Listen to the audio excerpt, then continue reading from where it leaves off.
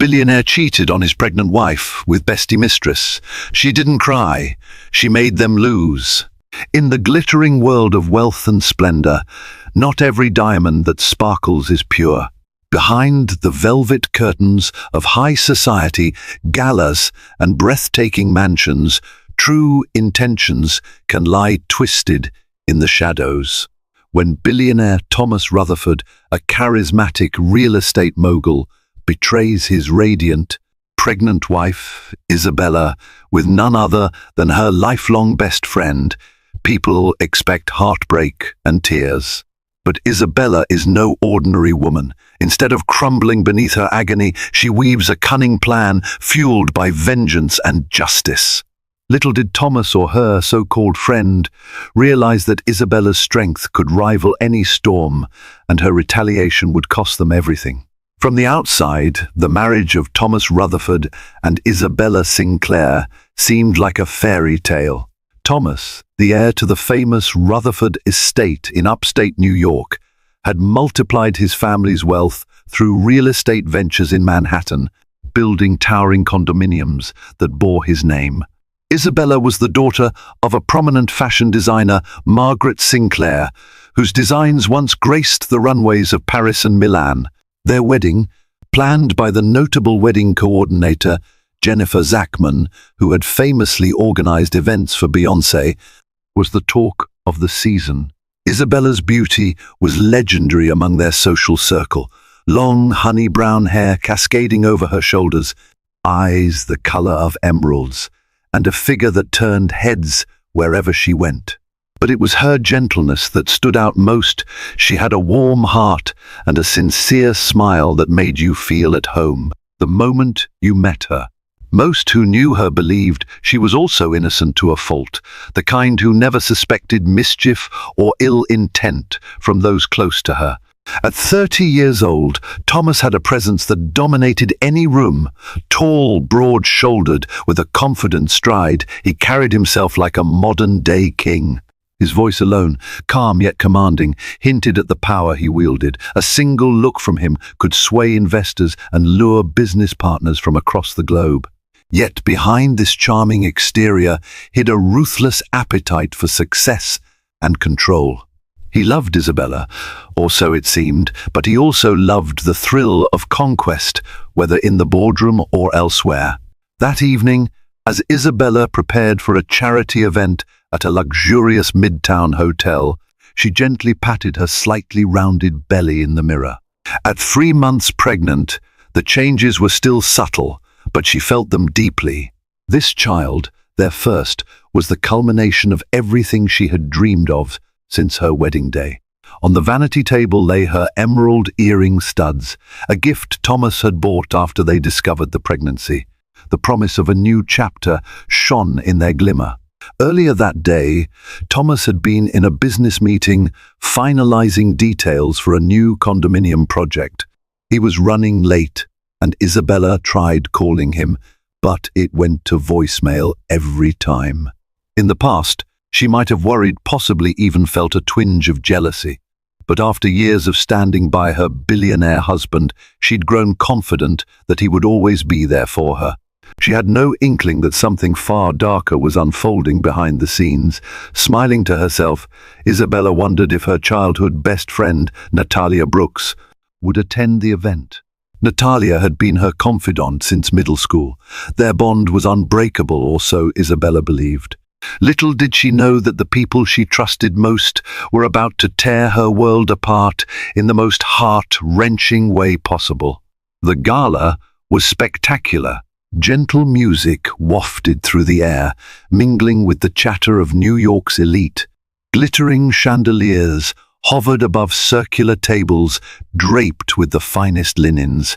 Society photographers flitted around, capturing candid shots of the city's most influential figures. Between the clinking of champagne glasses and the hum of polite laughter, Isabella found herself scanning the crowd. Thomas still hadn't arrived, though he had promised. In Isabella's circle, punctuality at charity events was a matter of both courtesy and status. Having your spouse absent raised questions. Where was Thomas Rutherford? Even more pressing, where was Natalia Brooks, who'd not responded to Isabella's texts all afternoon? Isabella took a seat at her assigned table. A swirl of worry tugged at her stomach. She sipped water to steady her nerves, patting her growing belly as if to reassure her unborn child that everything was fine. "Thomas will be here," she whispered to herself. "He always is." But as minutes bled into hours, no sign of Thomas or Natalia emerged. Restless, Isabella thanked her host, quietly excused herself from the table, and slipped outside for fresh air. The doorman recognized her at once and signaled for the valet. Thomas's private driver was nowhere to be seen. Casting one more glance at the ornate entrance, Isabella decided to head home. She could have asked any of her well-heeled friends for a lift, but she felt a strange urge for solitude. She yearned for the quiet of her home, away from the spectacle, so she could gather her thoughts. That was when her phone vibrated. It was a text from an unknown number. "Thomas is cheating on you," asked Natalia. Her heart thudded in her chest. She read the text multiple times, her mind racing. This had to be some horrible prank or spam. But who would stoop so low? A swirl of anxiety, disbelief, and heartbreak coursed through her. She tried calling Natalia first, but there was no response. Then she dialed Thomas straight to voicemail again. She was trembling by the time she got into a taxi. Could it be true? The man she cherished, the one she was building a family with, could he really be betraying her? Yet, a quiet voice inside her said that the text might be an omen, a clue she couldn't ignore. By the time Isabella reached the towering Rutherford penthouse, her anxiety had morphed into a dull ache. She navigated the silent corridors, her designer heels clicking against the marble floor, and stepped into the massive living room. Everything was dark, only the city's skyline shimmering through the floor-to-ceiling windows. Alone in the shadowy quiet, Isabella sank onto a plush sofa, phone clutched in her hand. She dialed Natalia again. Nothing. She tried Thomas, still nothing. The text message glared back at her as if mocking her innocence. With her free hand, she stroked her belly, whispering, "I hope this isn't true." She desperately wanted an explanation, something, anything to assure her that her life wasn't unraveling. But deep down, she sensed the first cracks in her perfect facade. Morning came with an unwelcome clarity. Isabella woke to the soft light streaming through the penthouse windows. Her eyes felt heavy from a night of restless sleep. She reached for her phone, still no messages from Thomas or Natalia. Fear and anger began to mingle in the pit of her stomach. Normally, Thomas would be seated at the sleek marble breakfast bar, scrolling through emails while sipping black coffee. He was a creature of habit. But as she wandered the silent apartment, no sign of him appeared. She considered calling his office, but hesitated. What would she even say? "Hello, have you seen my husband, who might be cheating on me?" That felt surreal. Determined not to give in to panic, Isabella washed her face, changed into casual attire, and decided to pay Natalia a surprise visit. The doorman outside Natalia's upscale building on the Upper East Side recognized Isabella immediately and allowed her up without question. Natalia's apartment door was slightly ajar, something that struck Isabella as odd. She pushed it open gently, calling out in a soft voice, "Natalia, are you here?" The living room was in disarray, scattered pillows, a glass on the floor, and shoes tossed carelessly near the couch. Heart pounding, Isabella cautiously walked further inside, only to hear hushed voices from the bedroom. Before she could gather her thoughts, Natalia emerged, wearing a silken robe. Her hair was disheveled, and a guilty flush painted her cheeks the moment she saw Isabella standing there. "Bella! What? What are you doing here?" she stammered, her eyes darting toward the hallway. Isabella's mouth felt dry. She tried to maintain composure, but 1,000 questions buzzed in her mind. "I was worried. You didn't show up last night, and I got a strange text. Is Thomas here?" Natalia's eyes flickered with panic. She opened her mouth to deny it, but at that moment, Thomas himself stepped into view behind her. His shirt was unbuttoned, and his hair tousled. At the sight of Isabella, he froze. It was like a slow-motion punch to Isabella's heart. The world around her blurred. She grasped the back of a chair for support, an icy shock pricking her skin. This wasn't a misunderstanding. It was a betrayal of the worst kind. The best friend she had trusted with every secret, and the husband she adored, stood side by side, their guilt etched plainly on their faces. For a brief second, no one spoke. Silence reigned, heavier than any words could convey. Then, Isabella turned on her heel, her breath ragged. She marched toward the door, ignoring their frantic calls of her name. Every step felt like a marathon, but she summoned the strength to keep going. She didn't cry, not yet. Only a deep, seething rage coursed through her veins. Images of her and Natalia laughing at slumber parties as teenagers flashed in her mind, mingling with a vision of Thomas slipping a ring on her finger on their wedding day. How had it come to this? Isabella stepped into the elevator, tears threatening to spill, but she fought them back. In that moment, something inside her shifted. A cold, determined calm took hold. She was done being the naive one. If Thomas and Natalia thought they could do this to her while she carried his child, they had made a grave miscalculation. Isabella left Natalia's building in a daze, hailing the first cab she found. As she settled into the back seat, the numbness of shock began fading, replaced by spiraling thoughts. How long has this been going on? Why would they betray me like this? What about our baby? She texted her mother, Margaret Sinclair, a simple message. We need to talk. Urgent. Within moments, her phone rang. Margaret's concerned voice, still carrying the graceful lilt it had when discussing haute couture designs, instantly soothed Isabella's nerves. Without hesitation, Margaret asked her to come over.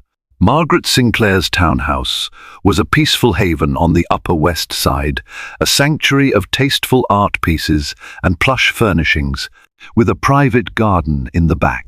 As soon as Isabella stepped inside, her mother enveloped her in a tight hug, asking no questions until she guided her daughter to the sofa. Finally, tears came rushing out. Between sobs, Isabella recounted what she had discovered that morning. Margaret listened with stricken silence, her expression pained. "My darling, I'm so sorry," she whispered, softly rubbing Isabella's back. "I never trusted that woman, Natalia. She always gave me an odd feeling, but I never imagined Thomas would do this." Margaret offered a steaming cup of chamomile tea, urging Isabella to rest. But rest was the last thing on her mind. She needed to make sense of the betrayal, both personally and financially. Her inheritance from her father's side was substantial, but it was dwarfed by the Rutherford empire. Thomas's assets were spread across countless shell companies and trust funds. Then there was her unborn child to consider. All day, as Margaret tried to console her, Isabella's phone buzzed with calls and text messages from Thomas. She ignored them. The voice messages piled up with apologies, excuses, pleas for forgiveness. She deleted them all, unread. Natalia also tried to reach her, sending frantic texts, begging to explain. Isabella blocked her number. In the late afternoon, Margaret suggested they reach out to one of her oldest friends, David Harrington, a high-powered attorney with a discreet yet fearsome reputation among the city's elite. "He knows how to protect you and the baby, Isabella," Margaret said firmly. "If Thomas thinks he can walk all over you, we'll prove him wrong." That evening, Margaret and Isabella traveled to David Harrington's office on Madison Avenue. A stoic man in his 50s, with salt and pepper hair and sharp, intelligent eyes, David welcomed them and listened intently.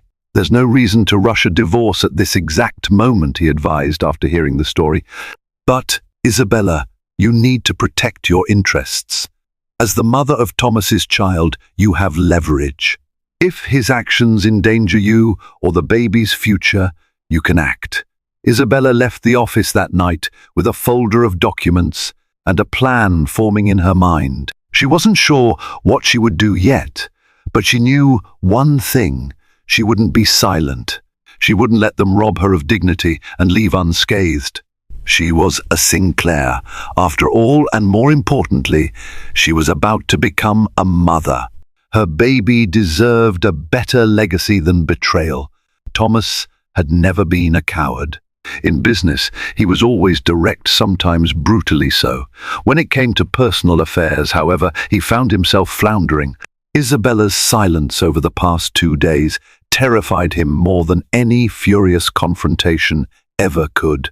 He attempted to see her at the penthouse, but the locks had been changed, and her security detail barred him from entering. He reached out to Margaret Sinclair, only to be rebuffed. Even his personal assistant sensed the tension as hushed whispers buzzed around the Rutherford headquarters. No one knew why the usually unflappable Thomas was pacing his office in disarray. On the 3rd day, he arrived at the penthouse to find Isabella waiting for him in the living room. She stood by the grand piano, her face composed. He noticed the slight curve of her belly, a visible reminder of the life they had created together. He swallowed the lump in his throat and stepped forward cautiously. "Isabella," he began, desperation coloring his tone. "I'm sorry, I never meant," she raised a hand, cutting him off. "I don't want your apologies, Thomas." Her voice was steady, but underneath the calm, he could feel the fury that simmered. "I want to know why." He ran a hand through his hair, struggling for words. "It just happened. There's no excuse. I never wanted to hurt you. I was lonely. You were busy with the pregnancy, and Natalia was—" "Don't you dare blame this on me or my pregnancy," Isabella snapped, her eyes flashing. "You lied to me. You lied to everyone." Thomas stared at the floor, shame washing over him. "I know. I'm not trying to make excuses." They stood in silence for a long minute, the tension thicker than the opulent curtains draped around them. Finally, Isabella spoke again, her gaze intense. "I have no intention of letting you off easily. You and Natalia have betrayed me.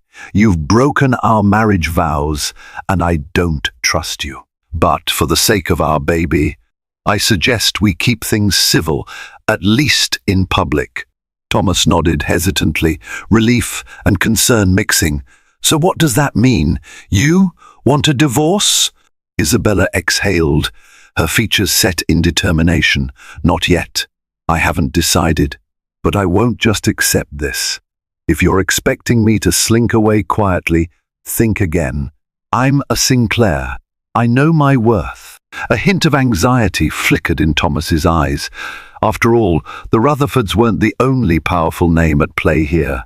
In the hush of that luxurious room, he realized that Isabella wasn't the naive woman he once thought he could manipulate.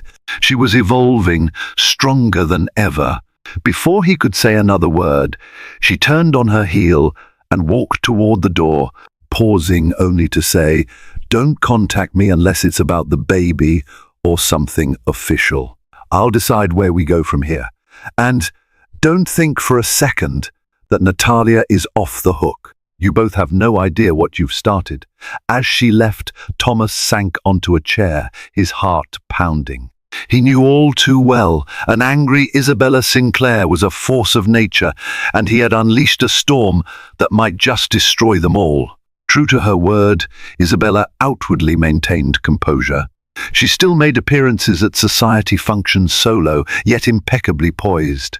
When reporters asked after Thomas, she merely smiled and mentioned business obligations. The rumor mill churned, but no one could confirm the whispers of trouble in paradise. Behind the scenes, however, Isabella was a whirlwind of activity. She had engaged David Harrington to dig deeper into Thomas's business operations. He uncovered something startling. While the Rutherford empire was vast, a significant portion of Thomas's holdings were privately financed by high-interest loans. Apparently, Thomas had over-leveraged for his latest developments, taking risky bets to rapidly expand his portfolio. This was a potential weakness, one Isabella intended to exploit. If Thomas's projects failed, or if lenders got spooked, he could lose everything. And since much of the Rutherford estate was tied up in these ventures, the family name could suffer irreparable damage too. As for Natalia, Isabella was planning something more personal. After some quiet inquiries, she discovered that her former best friend had fallen into financial troubles despite her lavish lifestyle. Natalia's parents had been wealthy, but a series of bad investments drained their fortune, leaving her scrambling to maintain appearances. So when Thomas came along, flush with cash and attracted to danger, Natalia couldn't resist. One evening, Isabella invited her trusted circle to her mother's townhouse. Among them were old friends, like Grace and Fiona, who had known Isabella and Natalia since high school. Over cups of freshly brewed coffee, she told them the truth about Thomas and Natalia's affair. Gasps and exclamations of disbelief filled the room. Many had suspected something amiss, but hearing it confirmed left them outraged on Isabella's behalf. That night, she formed an alliance of sorts. Grace was a savvy PR consultant. She knew how to spin a narrative or leak a rumor that could shape public opinion. Fiona was an events coordinator who had her ear to the ground on every major social gathering. Together, they could orchestrate subtle but devastating attacks on Natalia's reputation and Thomas's ventures. It started small, a rumor that Thomas's new luxury condo project was behind schedule, a whisper that Rutherford Real Estate was defaulting on some of its loans, anonymous tips to tabloids linking Natalia to questionable financial dealings. These seemingly isolated tidbits began to snowball, setting tongues wagging among New York's elite. Meanwhile, Isabella kept a cool distance from Thomas. At public events, if they had to appear together, her smile never wavered, but her eyes never met his. He tried to charm her back, sending lavish gifts and flowers, but she refused them all. Friends and acquaintances noticed the strain, but were too polite or afraid to pry. Just when Thomas thought the worst might be behind them, Isabella's cunning moves began to unravel his carefully manicured world. He didn't see it yet, but the seeds of revenge had been planted, and they were about to bear a fruit more bitter than he could have ever imagined. Thomas could feel the weight closing in on him. Investors who once eagerly lined up to fund his projects started hesitating. Bankers who had been lenient about loan extensions suddenly became less accommodating. Even his father, George Rutherford, requested an urgent meeting to discuss the rumors swirling around the family business. The day George summoned him to Rutherford Tower, Thomas braced himself. His father was formidable, a seasoned businessman in his late 60s, who valued the Rutherford name above all else.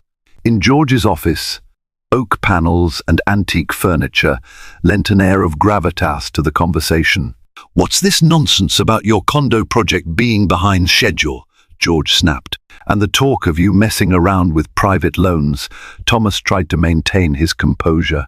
"It's just gossip, Dad. I've got it under control." George's stern glare didn't waver. "Look, son, you've always been ambitious, which I admire, but you've taken too many risks lately. You'd better handle these rumors before they tarnish our reputation." Thomas swallowed his pride. He promised to resolve everything quickly, but as soon as he left Rutherford Tower, he realized he had no clear plan. The orchestrated rumors were coming from multiple directions. No matter how many times he tried to refute them, another story emerged. His CFO, Linda Morales, noticed the downturn. "Thomas, we need a damage control strategy," she advised. "Our brand can't sustain these hits indefinitely."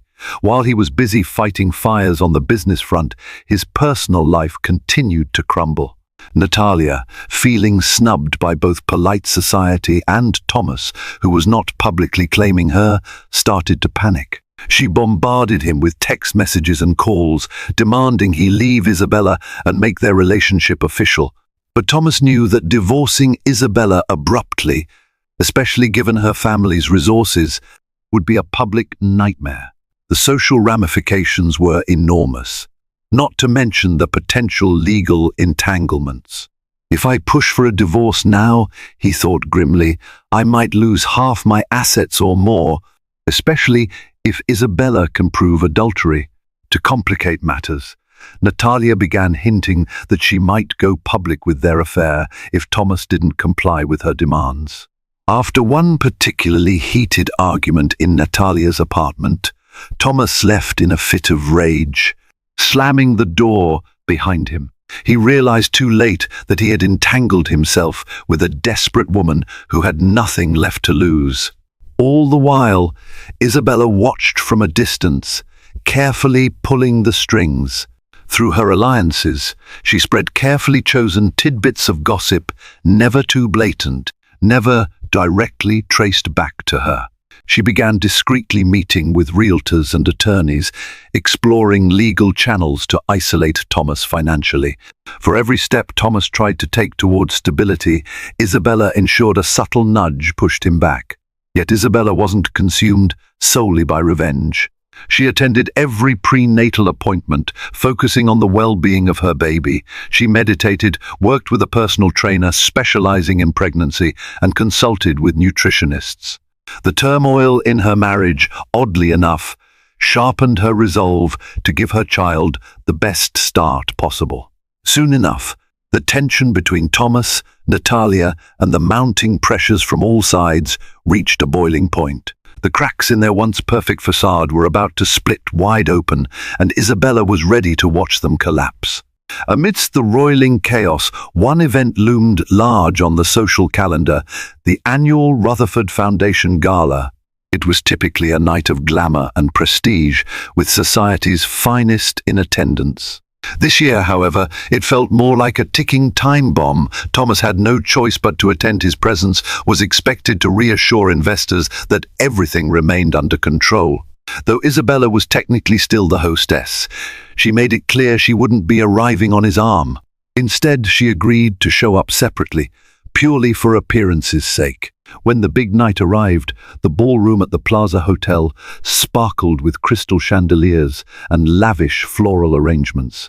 Hundreds of guests mingled in designer gowns and tuxedos, sipping champagne and gossiping in hushed tones about the rumors swirling around the Rutherfords. At the center of it all stood Thomas, wearing a tailored midnight blue tux, plastering on a carefully practiced smile. Then Isabella entered, regal in a floor-length emerald gown that showcased her growing baby bump with elegant grace. Heads turned instantly. She greeted guests warmly, her posture exuding confidence. Thomas felt a pang of admiration despite everything. Isabella's poise was undeniable, and it made him painfully aware of the magnitude of his betrayal. To the surprise of many, Natalia also made a brazen entrance. She wore a daring red dress, cut to accentuate her figure, and made no attempt to keep her distance from Thomas. The tension in the air became palpable whenever the three of them were in sight of each other. Camera flashes followed their every move, capturing a silent drama beneath the gilded decor. Midway through the evening, Isabella discreetly approached the stage with the Foundation's board members for a brief speech. She spoke about the charity's mission providing educational grants for underprivileged children and concluded with a heartfelt note on unity and trust. Her final line, directed at the sea of wealthy donors, dripped with implication. It is in the darkest moments that true loyalty is tested. May we all honor that sacred bond. Moments later, Natalia cornered Thomas near the lavish buffet. "What am I doing here alone?" she hissed, her voice seething with frustration. "You said you'd be there for me. Instead, you're playing the dutiful husband while everyone whispers behind our backs." Thomas tried to maintain his composure. "Now, Isn't the time, Natalia? We'll talk later, okay? But Natalia wouldn't be placated. She raised her voice, drawing curious glances from nearby guests. In a desperate, self-destructive move, she blurted, "Don't treat me like your secret, Thomas. Not when you're the one who made the first move. You think you can throw me aside when it suits you?" He paled, noticing the stares from stunned onlookers, including some key investors. A few cameras clicked, capturing the heated exchange. The humiliating scene was precisely what he'd feared. Isabella, observing from across the room, felt a twisted sense of satisfaction. The carefully orchestrated meltdown was playing out perfectly. In a panic, Thomas grabbed Natalia's arm and tried to steer her away. But the damage had already been done. Everyone witnessed the outburst enough to confirm that the rumors of an affair were not mere speculation. With tensions spiraling, the Rutherford Foundation Gala turned from a fundraiser into a spectacle. And at its heart stood three figures locked in a disastrous dance: the billionaire husband, his pregnant wife, and the best friend who had become the lightning rod for scandal. In the days following the gala, tabloids exploded with headlines. Photos of the tense confrontation between Thomas and Natalia spread like wildfire, accompanied by wild speculation about the impending collapse of the Rutherford marriage. A few articles even hinted at Thomas's failing business ventures and Natalia's rumored financial desperation. Thomas's phone rang. Non-stop journalists, business associates, and family members wanted answers. Even his father, George Rutherford, was livid. "How could you let this happen?" George fumed over the phone. "You've compromised the very name we've spent generations building. Sort this out, or I will." Behind the scenes, Isabella quietly fed more fuel to the fire. Grace, her PR ally, arranged an exclusive leak to a well-known Society columnist, revealing that Isabella had not been receiving the emotional or financial support a pregnant wife should expect. The piece described Thomas's reported mismanagement of funds and an extravagant lifestyle with a mistress at the cost of philanthropic commitments. Public opinion began swinging in Isabella's favor. Online forums buzzed with sympathy for the betrayed wife carrying Thomas's heir. Women's advocacy groups subtly picked up her story, how she balanced heartbreak, a complicated pregnancy, and public scrutiny, all with grace. Isabella never gave an official statement, but that only made the narrative more captivating. Meanwhile, the financial repercussions grew dire. Banks started reviewing their loans to Rutherford Real Estate. Some smaller investors threatened to back out entirely. Linda Morales, the CFO, tried to salvage deals, but every day brought a new damaging headline. The once stable empire was teetering on the brink. Forced into a corner, Thomas attempted to stabilize the situation. He scheduled a press conference, hoping to reassure shareholders. However, on the morning of the event, an explosive article dropped. A confidential spreadsheet detailing Rutherford Real Estate's precarious cash flow situation was leaked to major news outlets. It showed ballooning interest payments and razor-thin margins. The source of this leak was a mystery, at least to Thomas, but Isabella knew exactly who arranged it. David Harrington had quietly obtained the documents through a well-placed contact in Thomas's own finance team, who disliked her boss's arrogance and felt morally obligated to help Isabella. With that data in the public eye, it became almost impossible for Thomas to deny the severity of his financial crisis. As if orchestrated by fate, Natalia too faced backlash. Luxury boutiques withdrew her credit lines, citing the negative press. Former friends distanced themselves, not wanting to be associated with the woman who wrecked a marriage and stole from charitable funds, the latter rumor heavily fueled by Isabella's network.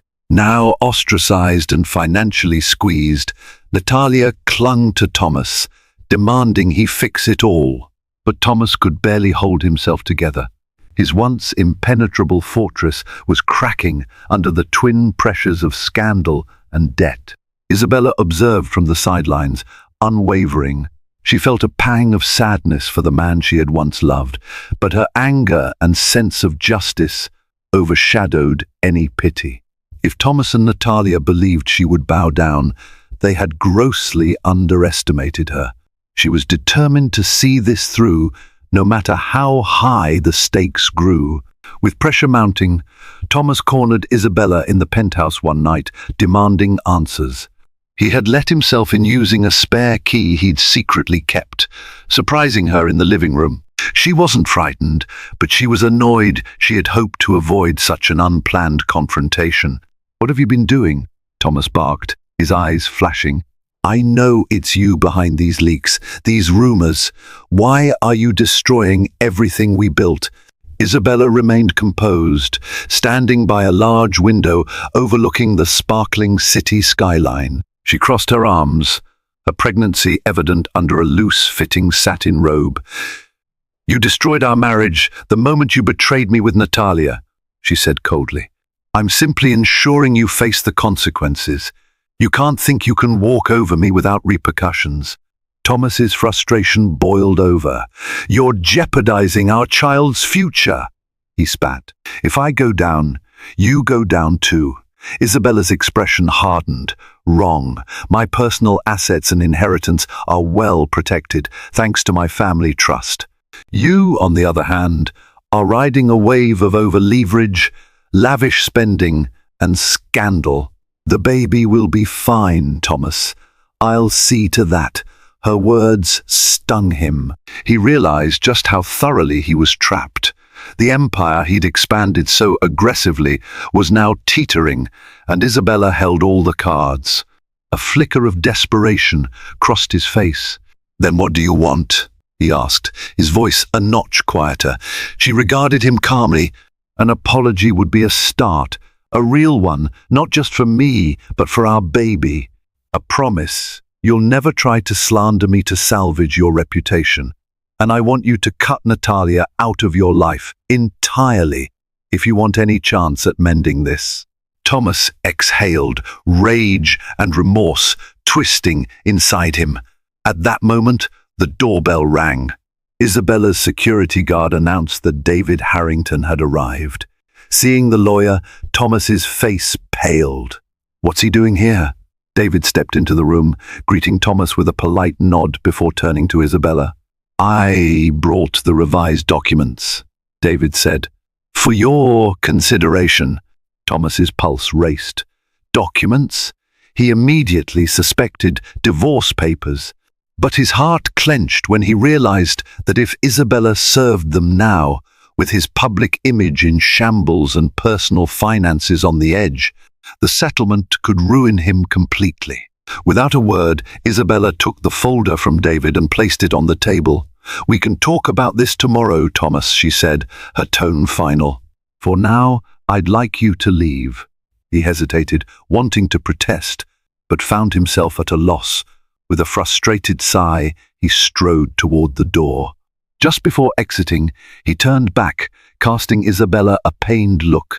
"I'm sorry," he whispered, almost inaudible, before leaving her to the silence of the penthouse. Isabella closed her eyes, feeling the weight of her decision. The confrontation had left her shaken. It was never easy to watch the father of her unborn child unravel, but she reminded herself of his betrayal and that single agonized plea from her younger self.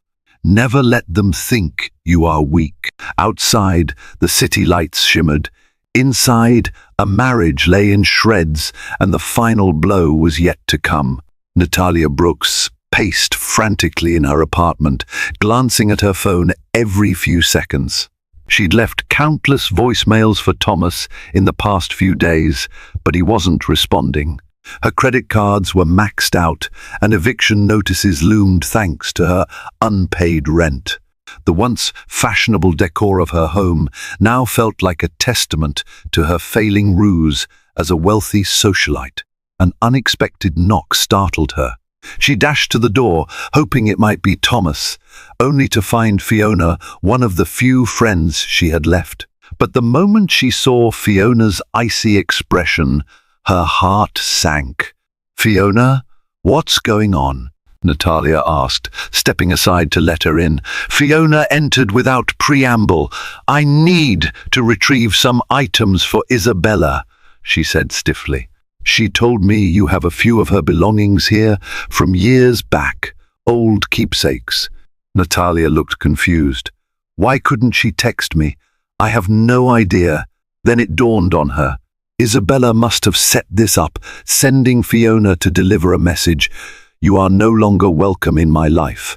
"Also," Fiona added, her gaze unwavering, "I wanted to see for myself if the rumors are true that you're broke, that Thomas has cut you off."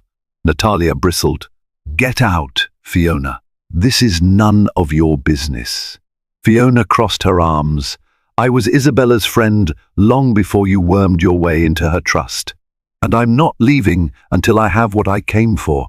Feeling cornered, Natalia gestured angrily toward a box in the closet. "Fine, take whatever is Isabella's."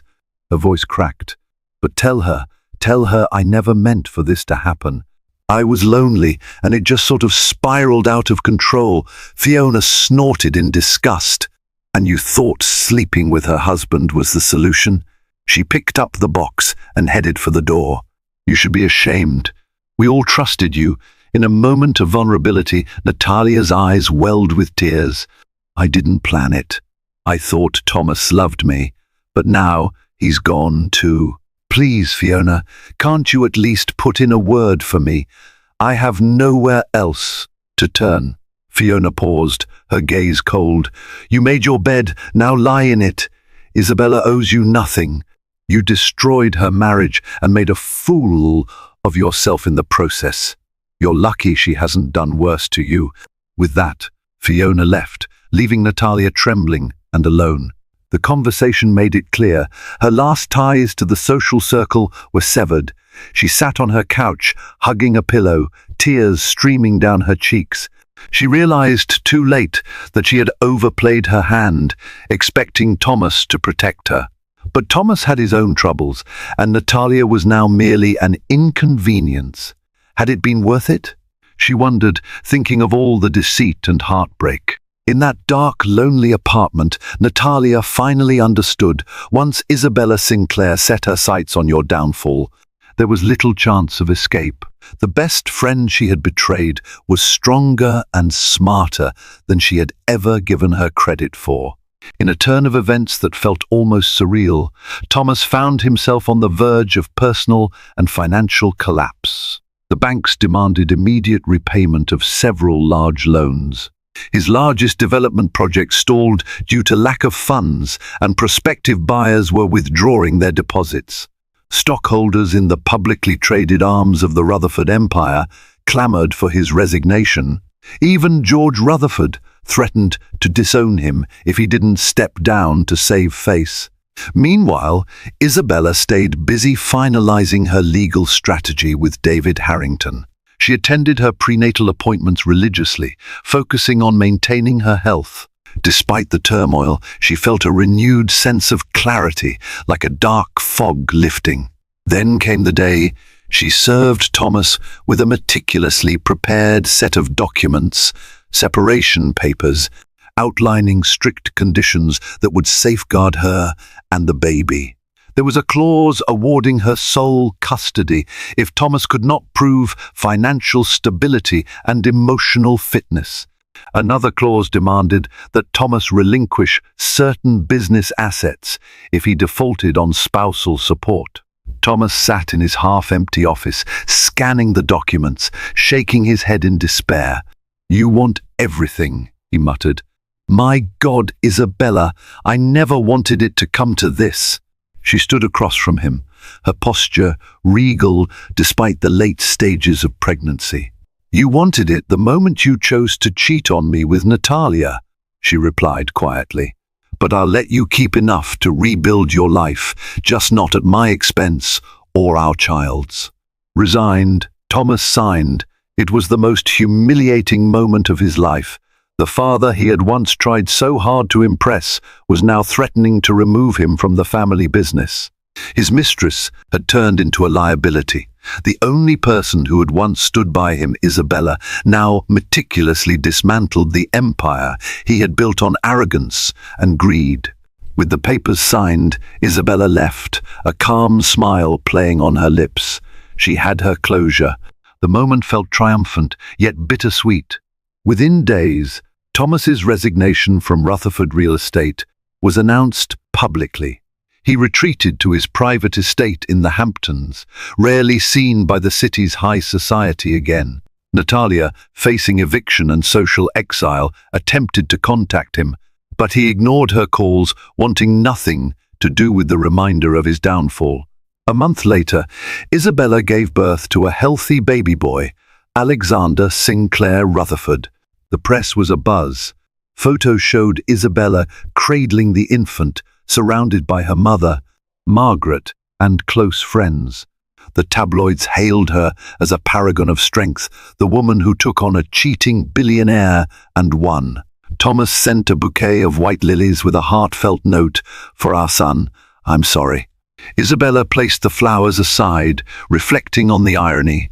She would never stand in the way of Alexander knowing his father, but she would also ensure he understood the lessons of betrayal, trust, and consequences. In the end, Thomas and Natalia lost everything that truly mattered: reputation, fortune, and any semblance of genuine love. Isabella, meanwhile, emerged stronger than ever, forging a new legacy for herself and her child. Her transformation from naive wife to formidable force showed one undeniable truth. In a world where loyalty is sold to the highest bidder, never underestimate the resolve of a woman scorned. Even after the paperwork was signed and the dust settled, the echoes of Thomas's betrayal continued to ripple through the social circles of New York. Isabella's phone buzzed with messages from acquaintances who offered carefully worded support, each one testing the waters of her forgiveness. Though she maintained a cordial exterior, Isabella knew she would never fully forget the sting of treachery. Yet, she resolved not to let bitterness define her. She had new priorities, chief among them, baby Alexander. Late autumn leaves drifted across the penthouse balcony where Isabella often stood, gently rocking her infant son. Some evenings, she imagined how life might have been if Thomas had been faithful, an unbroken family, a child born into love rather than scandal. But those were fleeting thoughts. She couldn't change the past. Instead, she poured her energy into creating a nurturing environment for Alexander, determined that his future would not be tainted by his father's mistakes. Despite their bitter parting, Isabella agreed to a temporary visitation schedule. Thomas, pressed by both guilt and paternal instinct, made an effort to see his son at least once a month. Arriving in a modest black SUV rather than a flashy limousine, he was far from the commanding figure he used to be. Even his suits seemed to hang a bit looser, as if the weight of his downfall had stripped him of more than just material wealth. At first, Isabella observed these visits like an overseer, cautious, protective. But gradually, she saw flickers of genuine affection in Thomas's interactions with Alexander. He cradled the baby with a gentleness she had never witnessed before. Though their relationship remained strained, there was a faint sense of unspoken understanding. Thomas had paid dearly for his betrayal, and Isabella had fought hard for her dignity. They were no longer husband and wife, but two individuals bonded by a child's well-being. Still, any hope of reconciliation stayed buried. Thomas's apologies, no matter how sincere, couldn't bridge the vast chasm that now separated them. Meanwhile, rumors swirled of Natalia packing her belongings in the dead of night to escape angry creditors. She retreated to a small rental outside the city. No longer welcomed in society's inner circle, she lived in solitude, haunted by the memory of a friendship she had shattered for a fleeting taste of wealth and excitement. Whispers suggested she had reached out to Thomas for financial help. Her calls remained unanswered. In contrast, Isabella's life began to blossom. She renewed her involvement in charity work this time, with a focus on single mothers and women facing unexpected crises. Her experiences had shown her how betrayal could upend one's world, and she wanted to provide resources, counseling, and safe havens for those in need. Under her guidance, the Rutherford Foundation gradually expanded its programs, transforming scandal into purpose. During one sunny afternoon, Isabella gazed at her son, who gurgled happily in her arms. Despite the heartbreak and turmoil of the past, she felt a serene sense of hope. Alexander's eyes, so filled with innocence, seemed to promise a future untouched by deceit. She pressed a gentle kiss to his forehead, reminding herself that love, real love, wasn't about fairy tale illusions. It was about resilience, empathy, and standing tall for those who depend on you, no matter the storms raging outside. In that quiet moment on the balcony, Isabella Sinclair realized she had not merely survived her ordeal, she had transformed. The story of her life wasn't about the cheating billionaire or the backstabbing best friend. It was about a woman who refused to be broken, shaping a new destiny for herself and her son, one built on integrity, determination, and the unwavering conviction that sometimes losing everything is the first step toward finding oneself again. No matter how lofty our positions or how untouchable we believe we are, life has a way of humbling us. Thomas Rutherford learned that the hard way when his betrayal spiraled into ruin, dragging Natalia Brooks down with him. Yet Isabella Sinclair emerged from the tempest stronger, proving that a determined spirit can shape destiny even against seemingly insurmountable odds. If you've been captivated by this turbulent saga of love, betrayal, and retribution, don't forget to support this channel. Like, share, and subscribe so you won't miss our next enthralling story. Your engagement helps us bring more riveting real-life fiction and inspiring tales right to you. Join our community and stay tuned for more dramatic twists, heartfelt triumphs, and unforgettable characters. Thank you for watching, and remember, karma seldom forgets, and neither should you.